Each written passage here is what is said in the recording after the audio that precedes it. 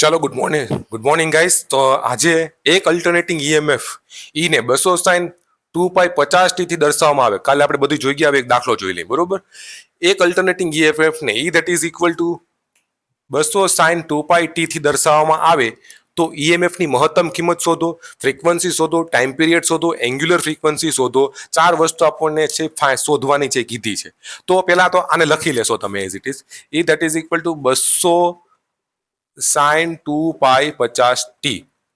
ચલો, આપણી પાસે કેટલા પ્રકારના છે મેં કાલે જોયા હતા. તો કે ભાઈ ઈ હતું, તો એક ઈ that is equal to EM sine theta. થીટાની જગ્યાએ ઓમેગા પુટ કરી શકો, ઈએમ સાઇન ઓમેગા ટી.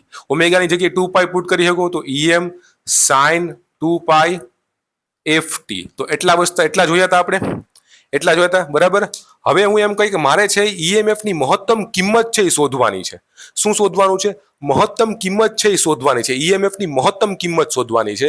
તો તમે એને મહત્તમ કિંમત માટે તમે આ ઇક્વેશન છે પુટ કરી દો. That is equal to EM sine 2π ft. તો જો કમ્પેર કરો, મહત્તમ કિંમત આવી ગઈ, ફ્રીક્વન્સી આવી ગઈ, બરાબર. તો અહીંથી તમને ખબર પડી કે મહત્તમ કિંમત કેટલી આવી ગઈ, 200 આવી ગઈ, 200 વોલ્ટ. પછી ફ્રીક્વન્સી કેટલી આવી ગઈ, તો 50 હર્ટ્ઝની ફ્રીક્વન્સી આવી ગઈ. તો બે વસ્તુ મળી ગઈ, ફ્રીક્વન્સી અને મહત્તમ કિંમત. ટાઈમ પીરિયડ છે એ શોધવાનો છે. ટાઈમ પીરિયડ શોધવા માટે શું કરશો ગાઈસ? ફ્રીક્વન્સીનું ઇક્વેશન છે 1/t. ટાઈમ પીરિયડ ફાઇન્ડ કરવો હોય તો આ ઉપર વહી જશે, નીચે વહી જાય. t that is equal two 1/f. Time period માટે 1/50 આવી જશે. 1/50 ટાઈમ પીરિયડ તમે આનું તમે કરશો તો શું આવશે? 0.02 સેકન્ડનો ટાઈમ પીરિયડ તમને મળી ગયો. રેડી? ટાઈમ પીરિયડ મળી ગયો. હાલો, ટાઈમ પીરિયડ મળી ગયો. હવે તમારે શું શોધવાનું છે? એંગ્યુલર ફ્રીક્વન્સી છે શોધવાની છે. કાલે મેં ઇક્વેશન દીધું, angular frequency 2π multiply by f. આ એંગ્યુલર ફ્રીક્વન્સી છે. Omega that is equal to frequency 50 હર્ટ્ઝની છે, 2π મલ્ટીપ્લાય બાય 50. 2π મલ્ટીપ્લાય 50 નું તમે ગુણાકાર કરશો તો કેટલો આવશે? જલ્દીથી મને કહો ગાઈસ. ગુણાકાર કરશો તો કેટલો આવશે? 2π 50 નો ગુણાકાર કરશો તો કેટલો આવશે? જલ્દીથી કેલ્ક્યુલેટર કરીને મને કહો. કેમ કે આવો ગુણાકાર વાળો તો ન પૂછાય ગાઈસ, પણ તમારે કરી લેવાનો એક ફેરી, એટલે પ્રેક્ટિસ તમને થઈ જાય કે ભાઈ ગુણાકાર કેટલો આવે. તો હું ગુણાકાર ડાયરેક્ટલી લખી લઉં. 314.2 આવે છે. કેટલો આવે છે?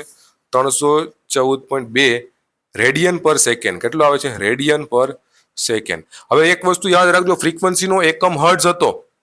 ફ્રીક્વન્સીનો એકમ હર્ટ્ઝ હતો, અથવા તો ટાઈમ ઇન્વર્સ પણ કહી શકો. સેકન્ડ ઇન્વર્સ એનો જો ફ્રીક્વન્સીનો એકમ કેટલો થઈ ગયો? હર્ટ્ઝ. અથવા તો કેટલો થાય? Second inverse. એંગ્યુલર ફ્રીક્વન્સીનો એકમ શું થશે? રેડિયન પર સેકન્ડ. ક્યારેક આ પૂછાય કે આઈએમપી છે, ક્યારેક પૂછાય કે ભાઈ યુનિટ. ભાઈ ફ્રીક્વન્સીનો હર્ટ્ઝ એ હોય ને સેકન્ડ ઇન્વર્સ એ થાય. ઓમેગાનો રેડિયન પર સેકન્ડ છે એ થશે. રેડી? તો આ દાખલો હતો આપણો, જોઈ લીધો. હાવ ઇઝી દાખલો છે. કમ્પેર કરીને તમારે છે જવાબ છે તમારી સામે જ હોય છે, કમ્પેર જ કરવાનું. રેડી? પૂછાય છે એમસીક્યુમાં. ડન. એટલી વસ્તુ ડન.